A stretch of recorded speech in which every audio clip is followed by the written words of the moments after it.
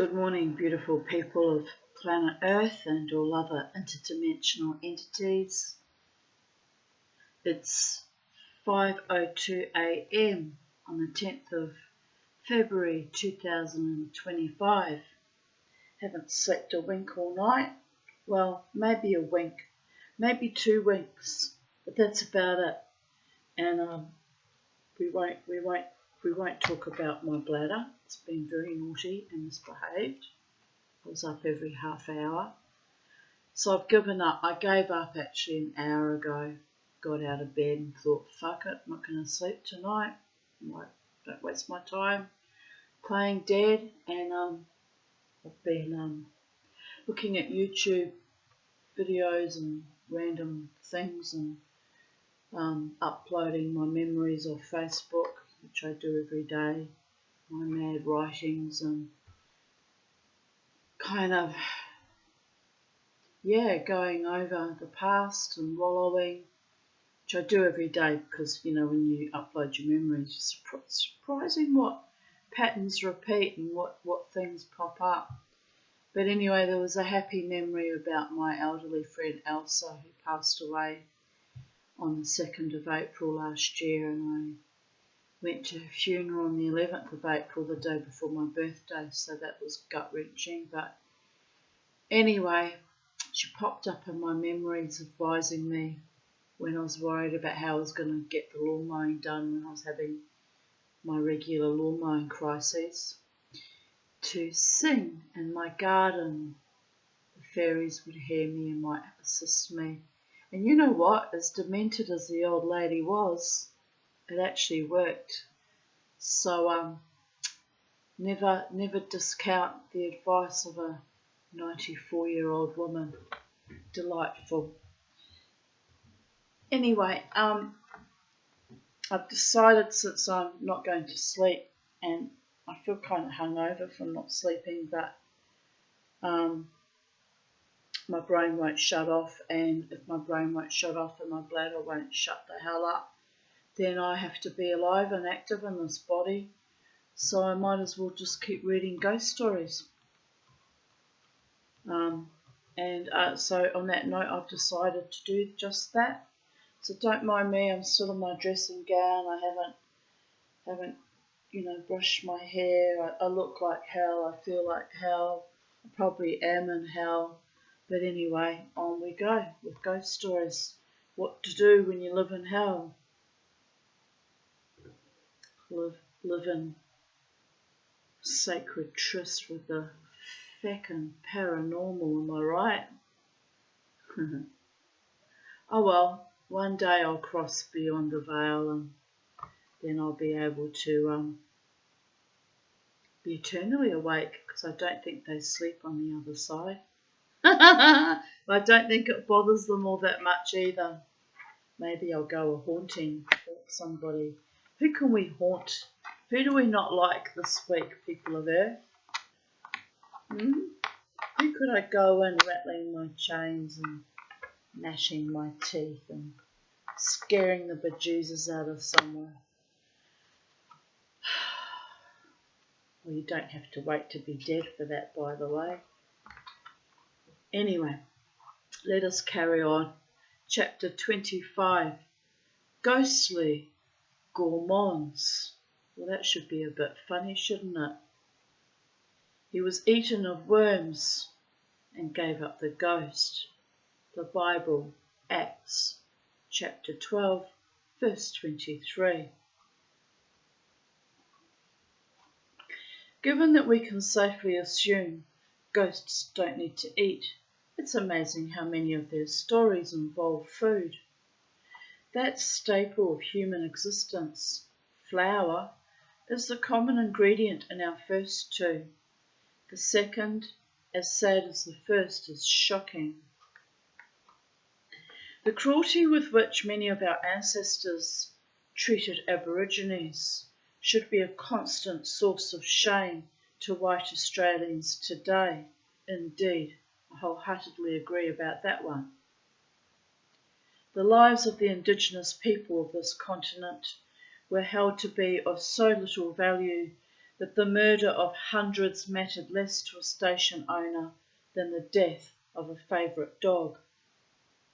As late as the 1920s, there were reports of pesky Aborigines being disposed of with gifts of flour liberally laced with arsenic. This barbarous practice had been common for a century and just occasionally backfired on the perpetrators. There is a story of a station owner in the Maliwa region of Western Australia who left a sack of poisoned flour lying about that his wife used by mistake to bake 2 loaves of bread. That evening, a group of Aborigines on walkabout came to the back door of the homestead asking for food.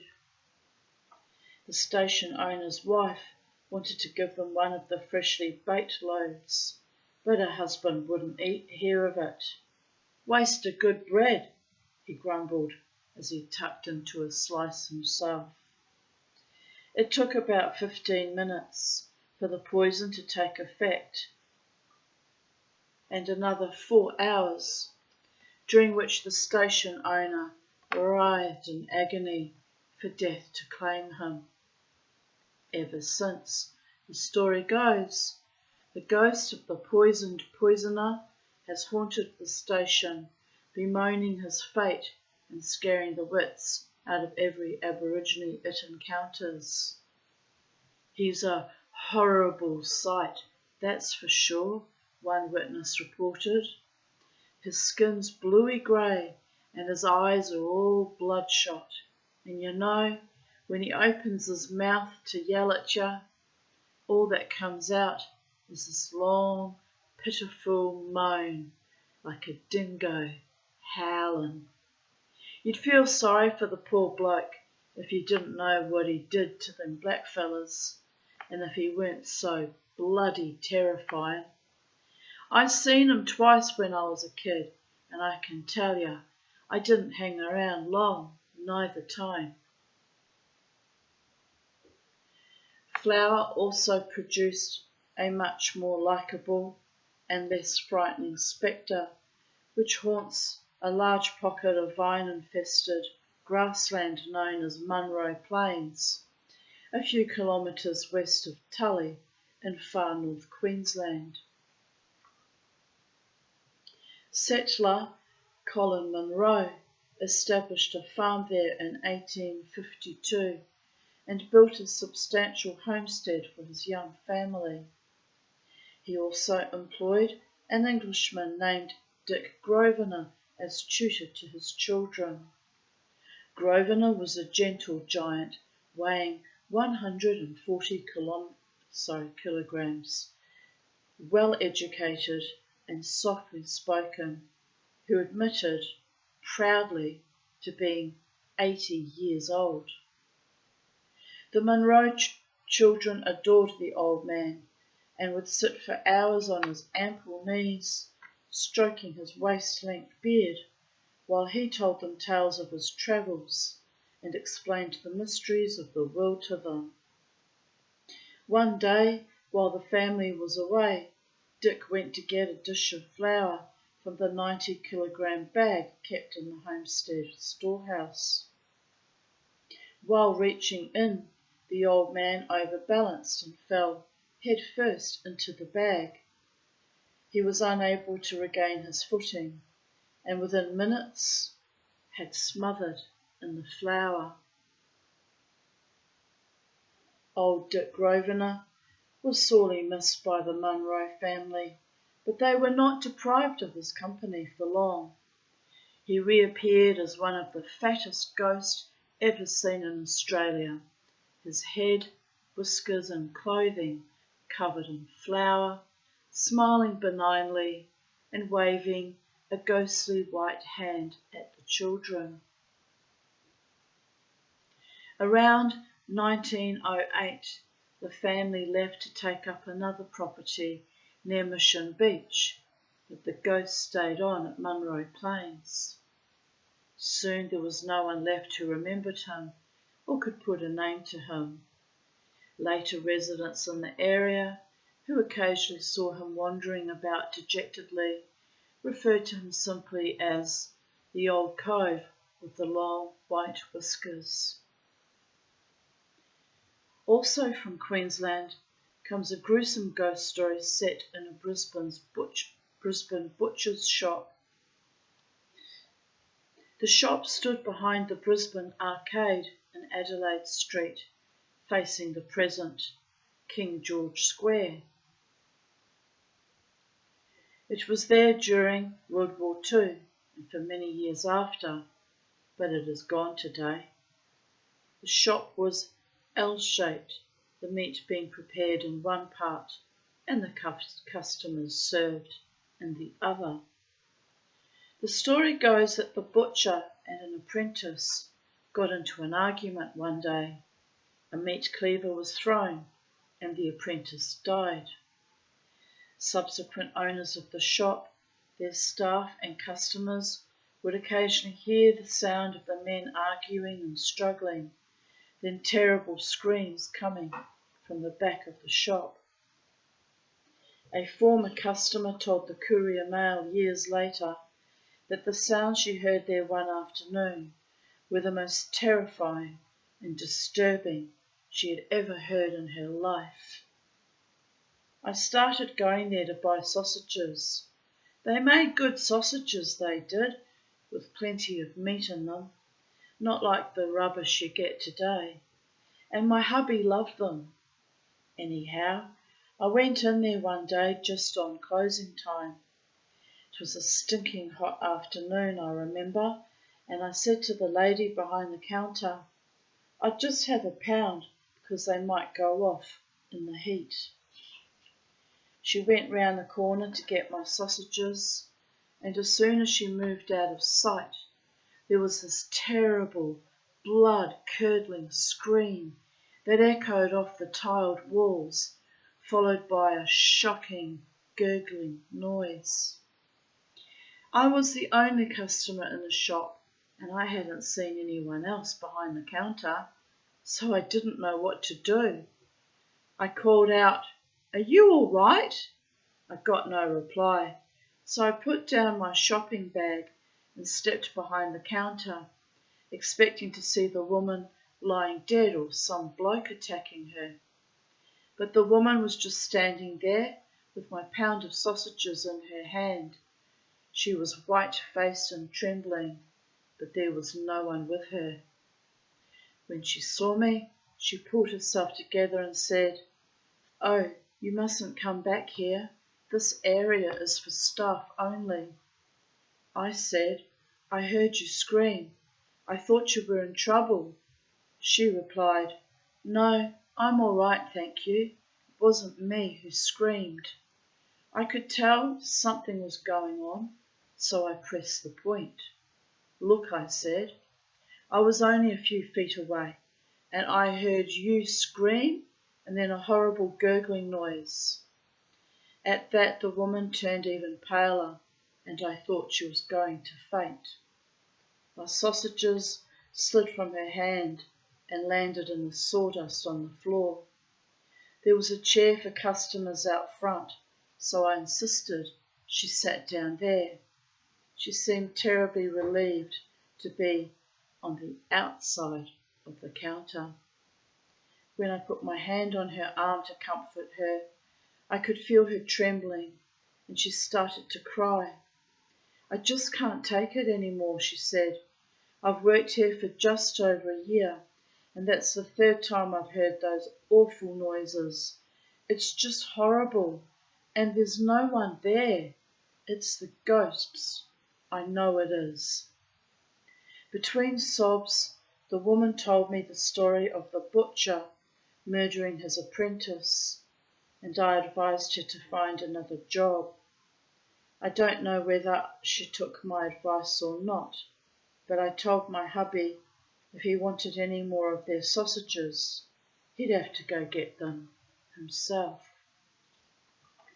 The glutinous yellow lining of a cow's stomach, known as tripe, was a staple in butchers' shops until about 50 years ago, and is on the menu for our next story. Oh, my mother used to try and feed me that as a kid. Oh, it was disgusting. The stink of it. I used to refuse to eat it. I refused point blank to eat it, people of Earth. All the hidings I got, but I didn't care. You can't make me eat shit if I don't want to. Anyway, I've still got issues about certain foods to this day. I used to wait till she and my father were distracted watching TV, and I'd sneak it in the loo and scrap it down the loo and flush it. I got away with that for 2 weeks. She caught me in the end. I was 7. Clever little girl. I know how to survive. But she caught me in the end. Oh, the lathering on my behind I got. So, Mummy, I don't care how many times you hit me. You're never going to make me eat right. Oh, I got another one for that too. But you know what? It was fucking worth it, because in the end she realised I wasn't going to eat it. Horrible stuff. Horrible, horrible, horrible stuff. And the bloody black puddings used to try and get me to eat too. What is it? Horse blood. I'm not eating horse's blood. Like, what is wrong with bloody Germans? The shit that they eat. Not just Germans, but the English too. Oh my goddess. The only good thing about being Jewish is I didn't have to get people trying to force shellfish down my neck as well. Dear goddess. Hate that stuff. Served piping hot with lashings of onion, tripe was a dish relished by our forefathers, although it has now gone right out of fashion. Hallelujah. Probably I contributed to that. And its passing seems to have caused little regret. Indeed. Awful it was. One such forefather was a stevedore who lived at Cottesloe near Fremantle. His great delight was to come home from the Fremantle wharves to a plate piled high with freshly steamed, steamed even worse. I think I'm going to vomit. Oh, what a thing to be reading at 5:20 in the morning. Steamed tripe and fried onions. The pungent smell of the food would fill the house, while the stevedore filled his stomach. Pain, warning of a heart attack, was mistaken for indigestion one night, and the awful guzzling gourmand departed this life unexpectedly.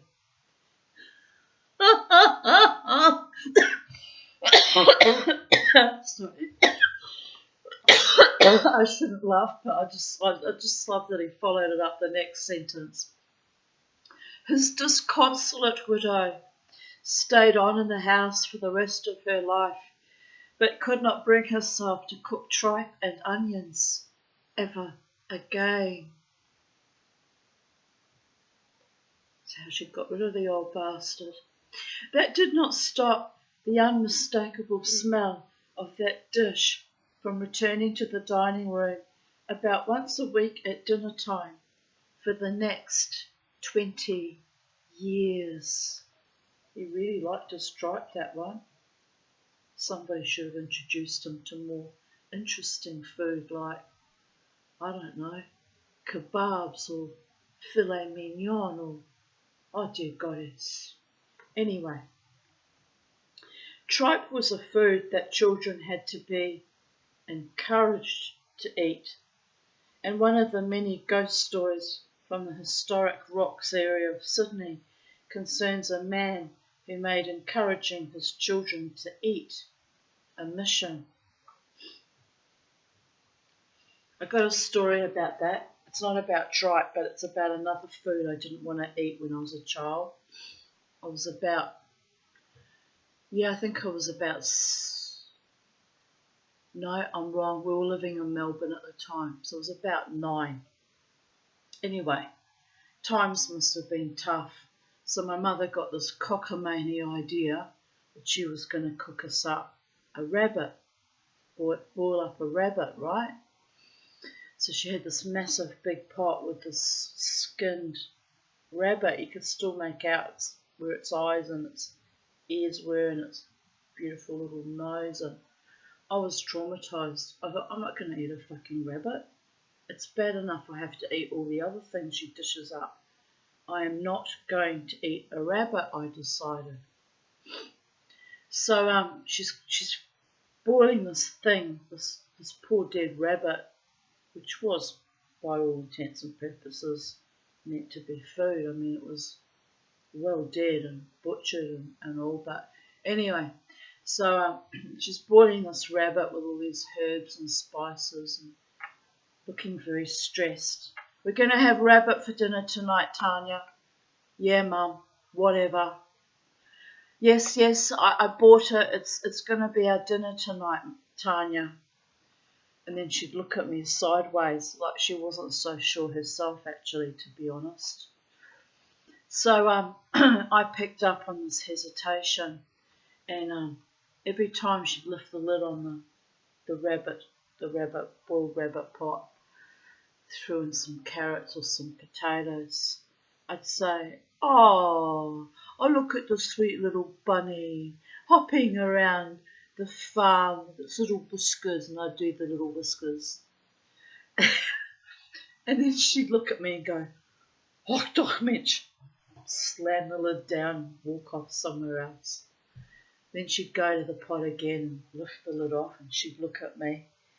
I'd go, "Oh, look, Mum, sweet little fluffy bunnykins with its big wobbly ears, swinging in the breeze, turning this way, turning that way, listening to all the other bunnies." And she'd be like, "Stop it now, Tanya, stop it now." And I'd be going, "Okay, Mum," and I'd wander off. Next thing we'd go in again, and she'd lift the lid off the pot. And it was looking more, it was starting to smell as it was starting to cook. It was starting to smell very gamey and very revolting and awful, and I'd have to stop from heaving at the very thought of it. "You're going to have rabbit tonight, Tanya, and you're going to love it." And and my Mum. And then, so I think the third or fourth time I walked in and I went, "Sweet little cute little baby bunny rabbit with its sweet little fluffy tail going wibble, wobble, wibble, wobble." And she's looking at me and she's like, "Oh, doch, Mitch." Bang goes the lid. So, more hours go by, and every time she'd lift the lid, I'd be like, "Poor little bunny rabbit." I mean, how poor are we, Mum, that we're reduced to eating rabbits now for our supper? We're pretty poor, Tanya. I went, "Oh, come on, Mum. You could have just stuck to chicken," because for some reason I have no qualms eating chickens, although chickens make wonderful pets, and I have loved all my chickens, including my roosters. They were wonderful friends. But I have no qualms about eating chicken for some stupid fakakta reason that makes no sense, because they're just as cute as any bunny rabbit. But for some reason I just worked my mother into a frenzy over this rabbit stew.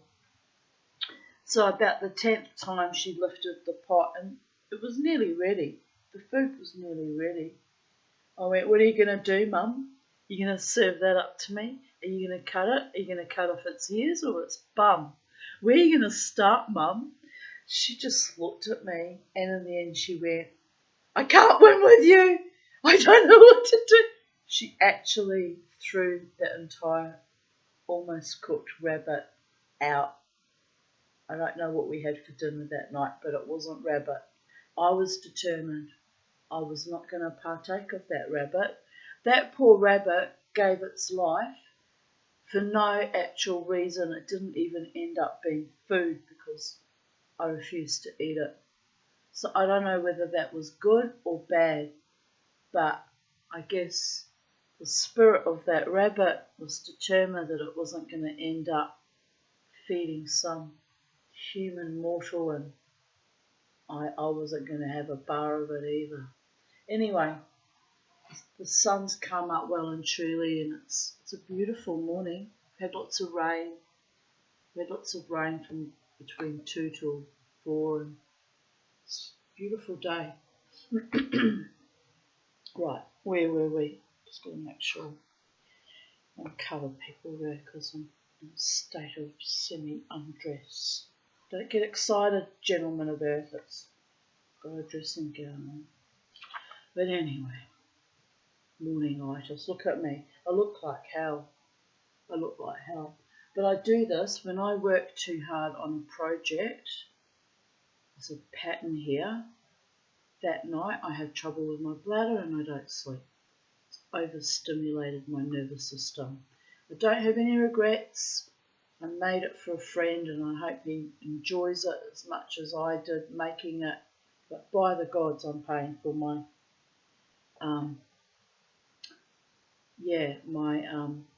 determination to complete the task, and my nervous energy now.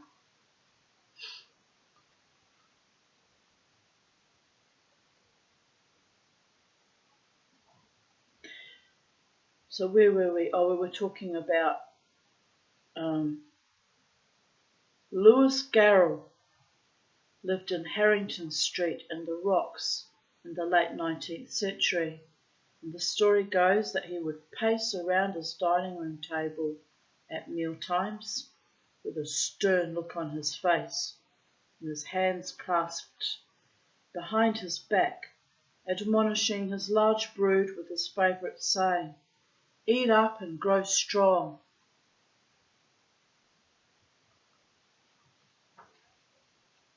When Mr. Garrell's mortal life ended, they carried his body out of the house in a coffin, but his spirit remained. His ghost was regularly seen by family and visitors to the house, gliding around the dining table and up and down the stairs, stern expression still on his face, and hands still firmly clasped behind his back. Observers swore that the faint hollow sounds that came from the ghost's lips were the words, "Eat up and grow strong."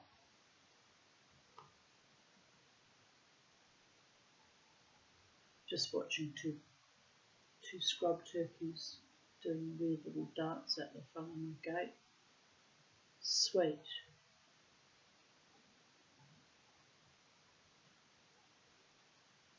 One's looking back at me, thinking about coming into sacred space, and the other's going off in the other direction, doing its own thing. But they are sweet. Like private dining rooms, public restaurants seem to be among the most popular haunts for ghosts, and a couple of Australia's most famous have resident spooks their owners have been proud to acknowledge. One such restaurant is Oatlands House at Dundas in Sydney's west. Oatlands House has a long and colourful history. It was built in the 1830s by Percy Simpson, former officer in the Royal Corsican Rangers and one-time governor of the Greek island of Paxos.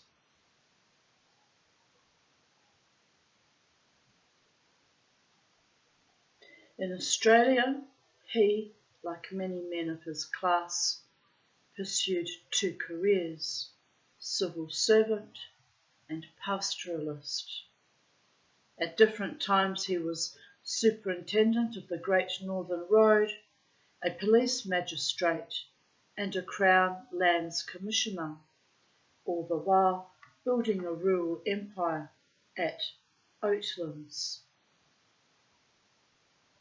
The next owner was also a politician pastoralist, James Brindley Bettington.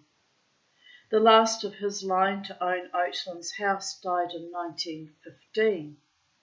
Today Oatlands House is an award-winning function centre and Although the cuisine is nouvelle, I hate that, there's never any fucking food on the plate, and the service up to date, one timeless link with the past is said to remain, a ghost called Rebecca. According to local stories, someone walking the dog. According to local stories, Rebecca was a beautiful young woman who was jilted on her wedding day. Occasionally since then, her ghost is reported to have appeared in the upper story of the house or in the garden, magnificently dressed in an old-fashioned satin wedding dress and searching for her errant bridegroom. The owner in the 1990s celebrated restaurateur Oscar Nemi reported that his staff were reluctant to go upstairs on their own, and some who had worked at Oatland's house for 20 years and more claimed to have seen the sad, romantic spectre many times.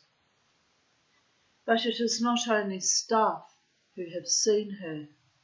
According to Mr. Nemi,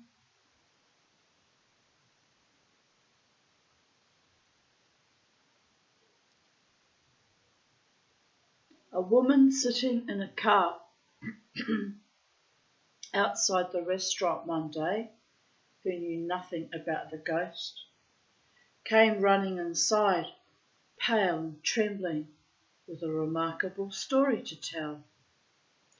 She accosted the first staff member she encountered and with a trembling voice posed 2 questions. Where is the bride and is she all right? The staff member, a waitress, could see the woman was in distress and shepherded her to a chair. What bride would that be, madam? The puzzled waitress asked. The bride who just arrived, of course, the woman replied. And when she saw the doubtful expression on the waitress's face, she became impatient. The one who walked through the bougainvillea. She came in through the same door I did just a moment ago. Now the waitress knew there was no wedding reception booked for their establishment that afternoon. No bride was expected, and the only person to enter the restaurant in the previous 15 minutes had been the confused woman herself. The waitress began to wonder if the woman was drunk or mentally unstable and called to a colleague to summon the manager. After being given a glass of water and reassurances that no one was trying to trick her and that she was not the victim of some conspiracy or cruel practical joke, the woman calmed down and was able to relate exactly what she had seen. She had driven into the car park, intending to have lunch in the restaurant, she said, but before she got out of her car, she noticed a young woman in a long white satin bridal gown, striding across the car park. Thinking it odd a bride should be arriving alone and on foot, the woman watched her head towards the building. In the bride's path was a huge purple bougainvillea in full flower, but rather than stepping around it, the bride headed straight towards the thorny bush. Thinking the bride must have been daydreaming and was about to destroy her gown, possibly injure herself badly, I jumped out of my car and called out to her to be careful of the thorns, but she didn't seem to hear me. She kept walking and went straight through the bougainvillea, as if it wasn't there. No one knows what Rebecca's surname was. Perhaps she was one of Simpson's numerous offspring, or perhaps she was a Bettingdon. Whoever she was, she certainly is a benign and harmless spirit. A very friendly ghost is how Oscar Nemi described her, who only very occasionally alarms. Cleveland, on the shores of Moreton Bay near Brisbane, also has a famous haunted restaurant. This pleasant suburb almost became the capital of the state of Queensland. Many people believed it a much better site for a state capital than the flood-prone and insect-infested former penal colony on the Brisbane River. Among Cleveland's strong supporters was Francis Bigg, late of the Royal Navy, parliamentarian and grazier, who built a residence there in 1853. Cleveland's about 30 minutes drive from where I live. It's a lovely area. Later the house was leased by the state government as a police residence and courthouse. It stands today in yet another guise as the award-winning Old Courthouse Restaurant, complete, it is proudly claimed, with its own resident ghost. Stories of the Cleveland Courthouse ghost, a middle-aged woman in a long gown, her dark hair gathered in two tight buns over her ears, have circulated for generations.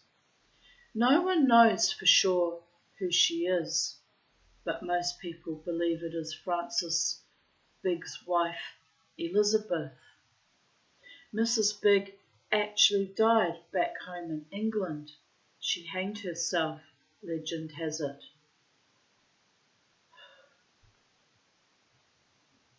So if it is she, her spirit must have decided to return to the scene of one of the happier periods in her life.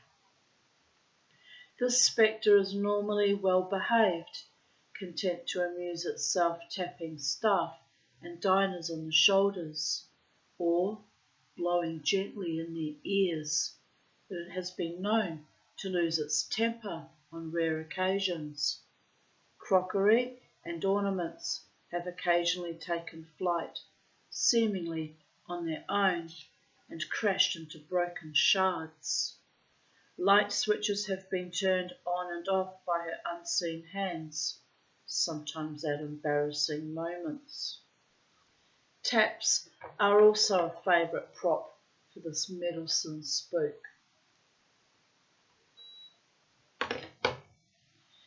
Carefully turned off, they suddenly appear to turn themselves on, and turned on to fill a sink, for example, they will be found moments later, firmly turned off. Valuable pictures have also become dislodged from walls and crashed to the floor, curiously without the frames ever breaking or the glass shattering. No doubt out of consideration for the restaurant's fine reputation and its patrons. Elizabeth, as everyone calls the ghost, usually behaves herself during trading hours and confines her rare destructive acts to when only staff are about to witness them. One former employee explained that no one is really frightened of the ghost. I guess we've all got used to her, and she is a great excuse for anything that goes wrong in the kitchen or the dining room. I always like to think of her as one of the team, someone who was just as proud of the place as we are, and who got a bit annoyed when we didn't quite meet her standards. So, dear readers, Next time you tuck into fresh bread, succulent sausages, or even sizzling tripe, don't be surprised if there's an uninvited guest at your table, and when you treat yourself to a meal at a famous restaurant, check the bill of fare for phantoms. Chapter 26. Spirits you can't drink. You want to know whether I believe in ghosts? Of course I don't. If I'd known as many of them as I have, you wouldn't believe in them either. So if you'd known as many of them as I have, you wouldn't believe in them either. Don Marquis, American journalist, 1878 to 1937.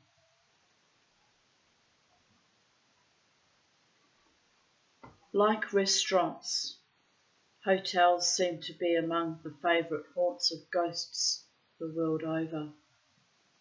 Here are a collection of spooky tales from some of Australia's most famous haunted hostelries, featuring gory ghosts, sad ghosts, and a phantom pussy. The Coach and Horses Inn, formerly known as the Clarkfield Hotel near Sunbury, northwest of Melbourne, has been in the news many times. Not for its historical significance, its architectural charm, or its good service, but for the numerous ghosts that reputedly dwell there. Just need a swig of water. Do I take the bottle away? Damn it, I did too. Oh, here it is, over here.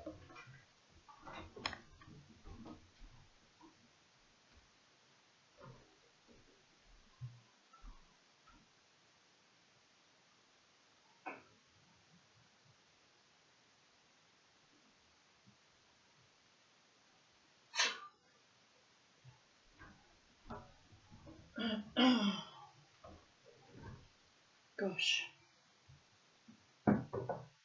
really thirsty.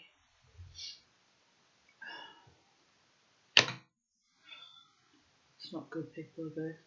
I've peed so much, I'm dehydrated, and now I've had a big drink, I'll have to pee again, and it's a feedback loop. What do you do?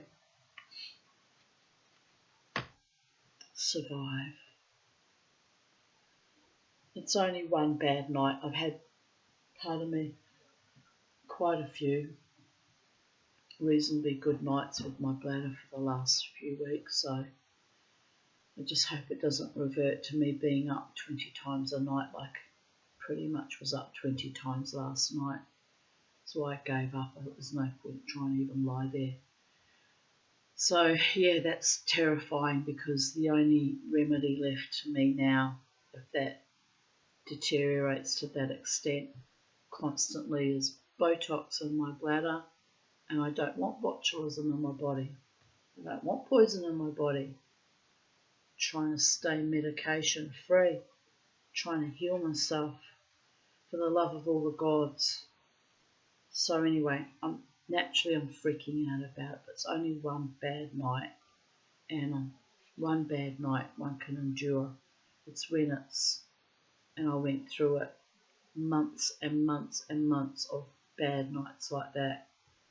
It was very debilitating. I actually thought I was going to die in October 23. I thought I was cactus. Anyway, and then my daughter abandoned me because she zero empathy, so there was that. Well, I didn't die. I'm still soldiering on and reading ghost stories. Unless, of course, it's my ghost that's reading to you. No. I'm very much alive still. Very, very much alive. Ask anyone who's seen me do the wild mosh on a Friday night. Very much alive. Not bad for a zombie. Today I do feel like a zombie though, because no sleep and peeing all night takes it out of me. Just going to have a bit more water.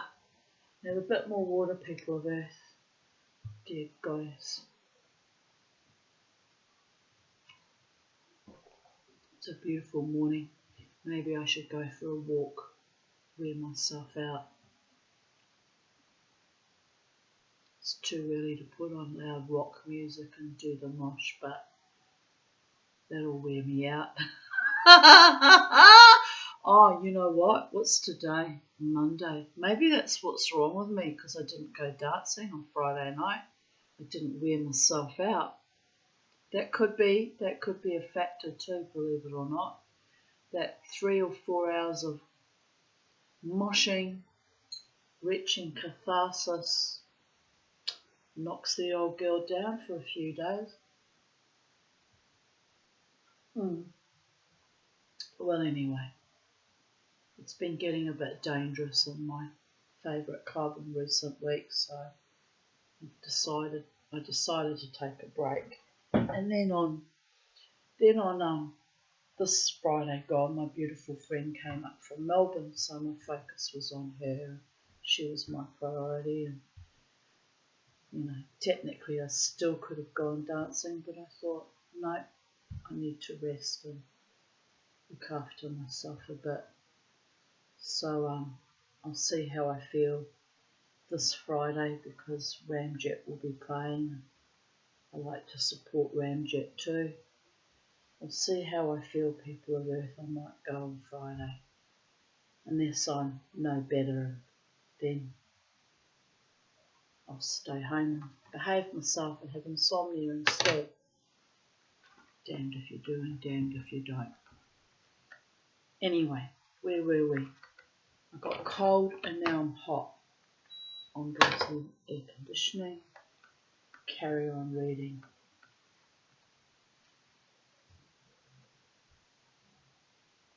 The old Bluestone pub, which is Clarkfield Hotel near Sunbury, was built in 1857 as a stopping point for Cobb & Co coaches on the road to Bendigo, and its 2 oldest ghosts belong to the Gold Rush era.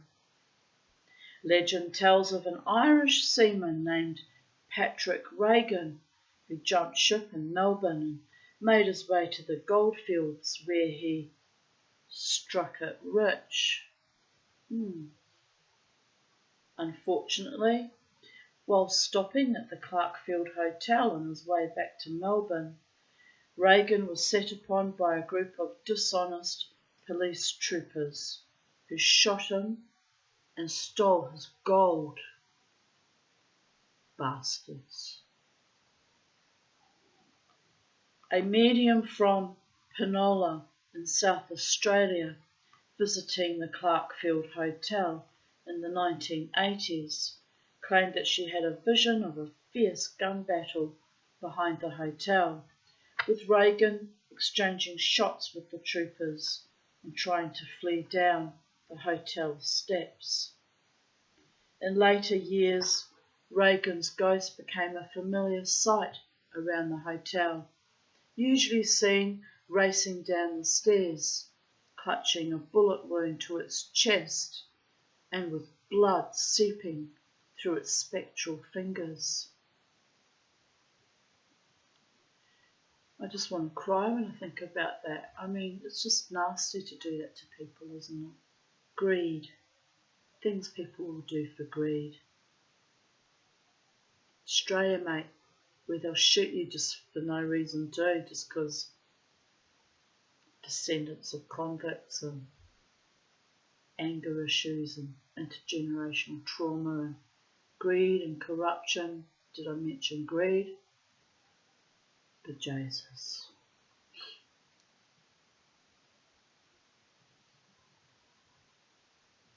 The ghost of a Chinese miner who was involved in a fight and later hanged in the hotel is also reputedly still hovering about.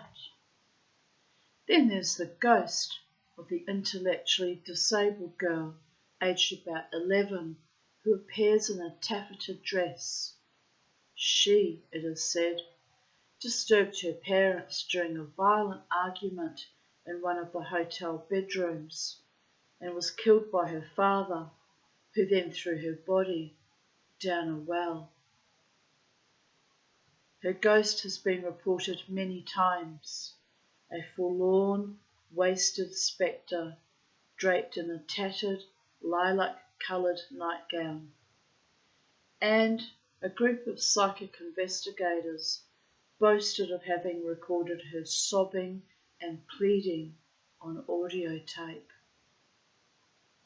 It is also believed that the ghosts of both her parents have appeared in the room where the murder took place at different times, and beside the well, which was filled in some years ago. The mother's ghost has been described as wild-eyed, and the father's as grim and stony-faced. He can't have been a very nice person to murder his own child. I mean, Jesus, literally.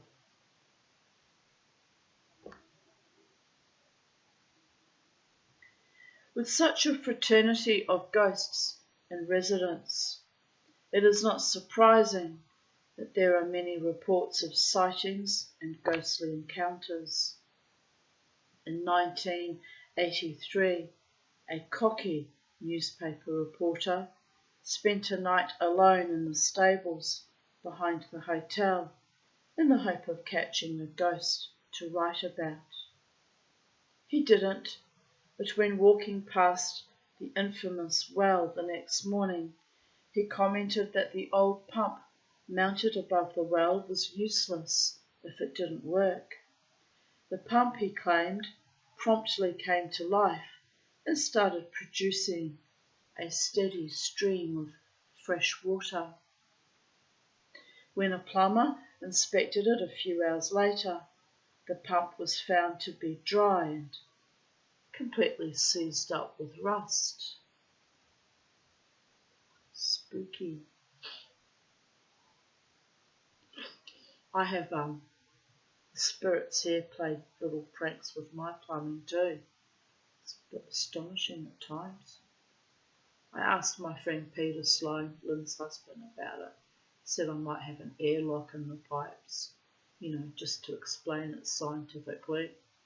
It could be too, but it happens quite often that it'll turn itself off when I turn the tap on, or vice versa. It's a bit spooky, people of Earth. When the owners at that time, Don and Judy Bussner, sold up, they thought it only right to warn their successors that the hotel was haunted and that they had often been kept awake at night by strange noises, glasses smashing in the back bar, and pictures in the murder room flying through the air. The new owners, Frank and Sharon Nelson, were sceptical, but on the third night after they took over, they heard strange noises downstairs at around 3 a.m. Frank got up and went to investigate. He stopped halfway down the stairs when hit by a blast of icy, cold air. Then he was struck from behind by some invisible force. He fell down several stairs and fractured his ankle. Was he, one wonders, bowled over by Patrick Regan's wounded ghost on one of its headlong flights? A few years later, while he lay convalescing with his lower leg in plaster, Frank cried out in pain. The same force, or something similar, was twisting his broken ankle inside the plaster cast. A relative of the Nelsons, who slept in the murder room one night, claimed that the air turned cold in there as well, and that something tried to strangle her in the middle of the night.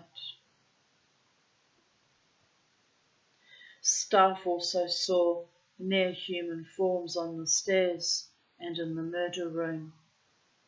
Chef Ian Ross was reported as saying he heard the door of the murder room bang one night, so got up to investigate. He found the door wide open, then watched a bright, glowing figure walk across the room towards the fireplace and back again. Ross was, he said, too frightened to move or cry out. His successor, Nick Santalis, told The Age he had a permanent sensation of being followed wherever he went in the hotel, and had found the kitchen filled with fine mist one morning. Something heavy that he could not see also pinned him to his bed one night, he said, and for several nights afterwards, Santalis slept in his car. Frank Nelson was confronted by a hideous face staring out at him when he was cleaning the outside of a window one day. It was not, he swore, his own reflection, and when he tried to open the window, it would not budge. Minutes before it had opened smoothly and did again after the apparition vanished. News of strange events occurring at the old hotel spread, and the press began to take an interest. But what began as good publicity soon developed into a media circus. Psychics, mediums, amateur ghost hunters, and legions of thrill seekers also converged on the hotel, demanding to be allowed to camp in the murder room and on the stairs. Eventually, it became too much for the Nelsons, and they departed. Their successors, Steve and Deborah Dudley, had an equally torrid time. They suffered every imaginable mishap. Equipment failed, including 3 washing machines in as many days. In a short time, the Dudleys also departed in despair.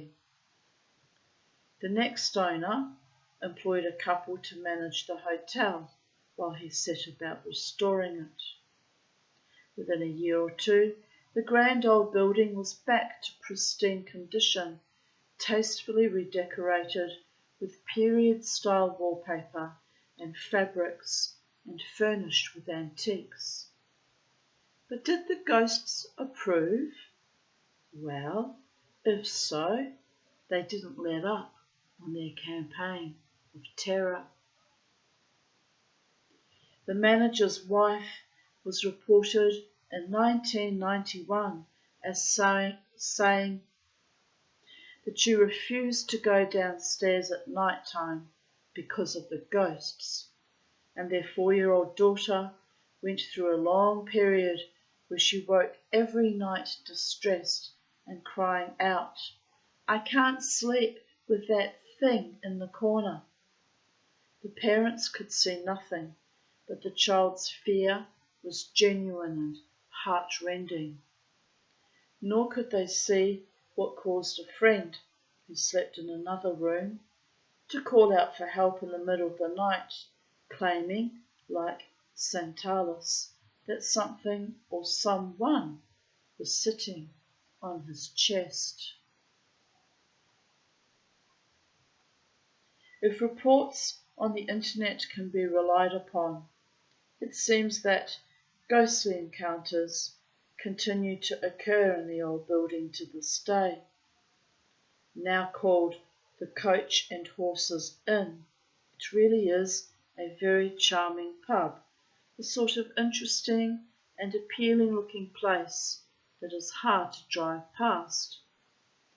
Those who do stop will be rewarded with good fare and good service, and maybe if they're very lucky, a glimpse of one of the legendary ghosts.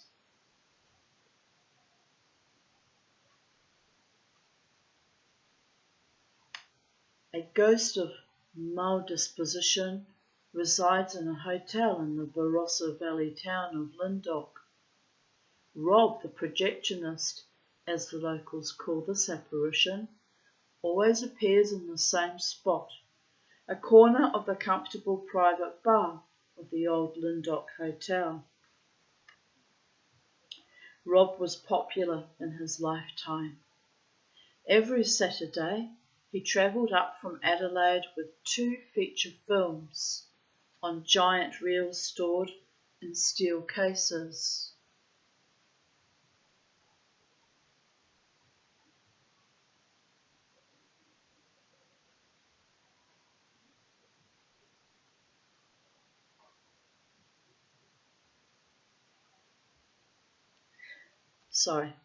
Booked into his favourite room in the hotel, then showed the films that night in the Lyndoch Institute. Rob seemed to get as much pleasure out of this arrangement as the entertainment-starved locals, until his wife died and he began to lose interest in movies and life. One Saturday, he forgot to bring the films. He bungled the program many times and people stopped coming. Finally, on a Saturday night after he had shown films to an almost empty house, Rob committed suicide in his hotel room. He was found the next morning clutching a photograph of his wife. The note he left simply said, "Sorry, there'll be no pictures next Saturday." Most people thought that was the last they'd see of Rob, but that was not to be. His ghost began to appear on Saturday nights in his hotel room, much to the alarm of other guests sleeping there and the despair of the publican. When challenged, the ghost always made the same reply. "I always have this room. Every Saturday night I show pictures up here." When new owners renovated the hotel, they demolished some of the guest rooms, including the one Rob haunted, and turned the area into a public bar. Rob, however, isn't moving. His old room may now be part of the bar, but, it is said, he still appears there, a forlorn figure in grey shirt and slacks, lingering among the drinkers. The bar staff sometimes ask, half jokingly, "What will you have, Rob?" and inevitably get the same reply. "I always have this room. Every Saturday night I show pictures up there." Up here. The old Mahogany Inn at Mahogany Creek east of Perth is also reputedly haunted, and like the Coach and Horses, it sports a collection of spirits. The ghosts of Mary Gregory and her stepsister Fanny Byfield, young daughters of the original licensee, have been reported as appearing in the window of an attic where they both died 15 months apart in 1867 and 1868. How dreadful to lose your kids 15 months apart. More recently, this inseparable pair has been seen by an employee in one of the modern accommodation units that were built over their graves. The frightened woman reported coming upon the 2 little ghosts sitting on a bed. She then watched them float out of the room. They were sweet little girls, both dressed in cream-coloured dresses, trimmed with lace, she told a friend. One had long, pale reddish hair, and the other had shorter brown hair. They were speaking to each other, and they laughed together, but I couldn't hear any sound at all. It was a bit like watching a silent movie, except it was in colour, and the girls were so close I could have reached out and touched them. But of course, I was too scared to do that.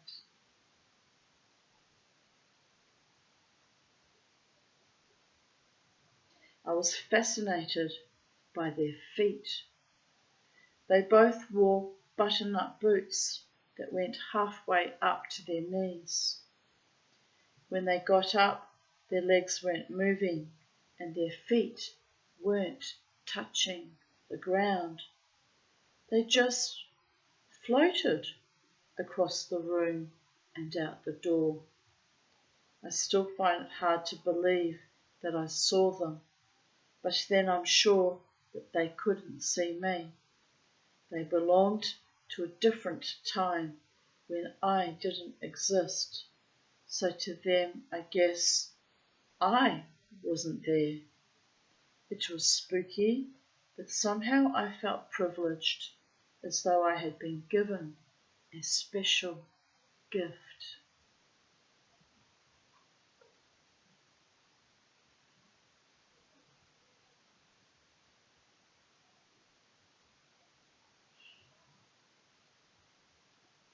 Another harmless spectre has been reported as materialising, rarely but regularly, in a particular corner of the inn's original tap room.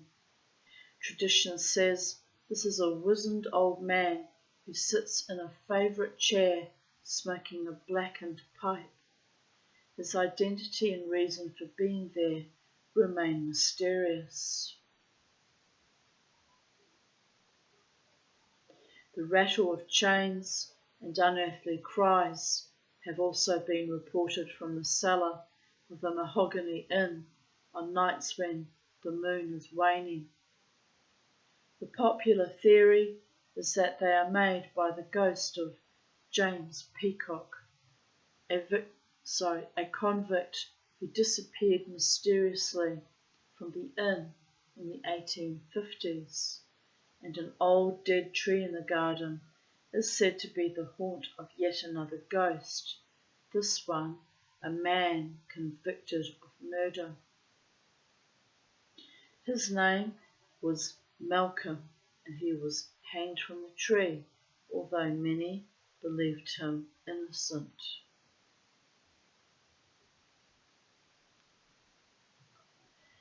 The tree promptly died, and Malcolm's supporters took that as a sign that a miscarriage of justice had been committed.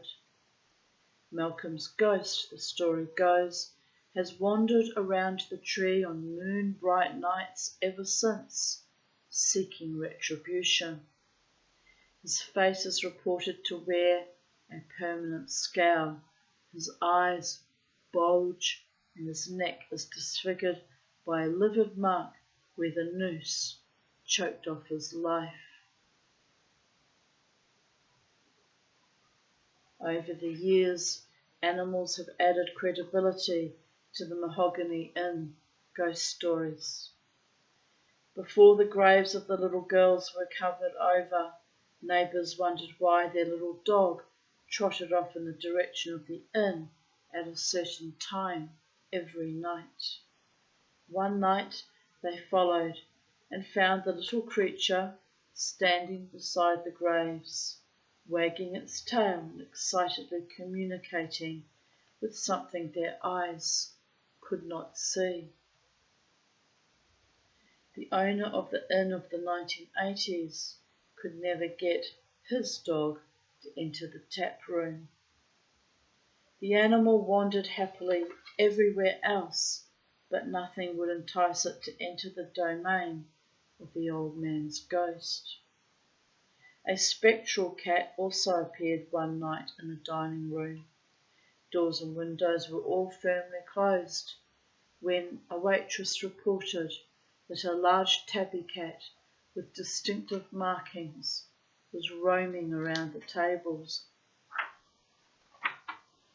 When the owner went to investigate, the room was still sealed, but the cat was gone. He was not surprised. The waitress's description of the markings matched those of his own cat, run over and flattened by a semi-trailer on the highway years before. I'm feeling very faint and woozy now, so I'm going to end there, only 2 chapters, and go back and lie down and attempt to sleep again, because judging by how dizzy and woozy I feel, my brain wants to shut off. Let's see if it does. Sometimes as soon as I lie down, I'm just like, swing. So, but I think, I think reading ghost stories might have worn me out a little bit. Anyway, I'll be back later today after perhaps having a good, well-rested sleep, and with some more stories, I think. We'll just keep going till we complete the book, people of Earth. Good morning. It's 6:13 a.m. Have a beautiful day wherever you are in the space-time continuum. And remember, as always, never ever let the bastards grind you down, including the ghosties and ghoulies and parasites and muses and monsters and creatures and, the whole gamut of things that go bump in the night, or that like to grind our gears, or things that will never bump up against us again, because we have them bound, people there. Anyway, on that kind of dark note, it's a gorgeous morning, really gorgeous. If I wasn't so exhausted, I'd probably go for a morning walk. I was amused watching all the morning walkers, the dawn parade. So, bye for now. Take good care, no matter what, no matter who. Be of good cheer. Hold your line.